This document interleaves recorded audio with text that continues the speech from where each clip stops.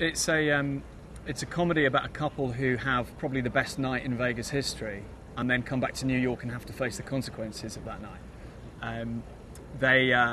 They meet when they're in Vegas, and at the end of a very drunken night, they get married. Wake up the next morning, and Ashton's character Jack wins $3 million on a slot machine, and because they're married, Cameron's character Joy has a claim on the money. And so they come back to New York, and they want to get a divorce, but the judge won't let them have a divorce and forces them to live together and be married for 6 months, and actually to try and be a married couple. It was one of those thoughts, oh, Cameron and Ashton in a movie together, in a comedy together. Of course. Why did nobody do this before? What took so long? And I think they're terrific together. From day one, there was never any question that they weren't going to have fantastic chemistry.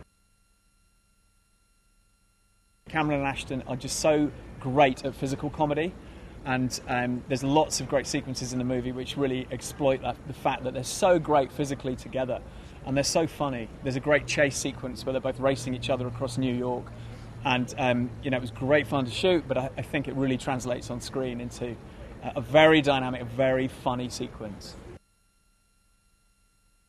There's a sort of one-upmanship. The movie their relationship escalates and becomes more and more intense. Kind of the more and more they want to be together deep down, and they refuse to acknowledge that, the more and more devious they get with each other, and the nastier things they do to each other, and the funnier things that happen to each other.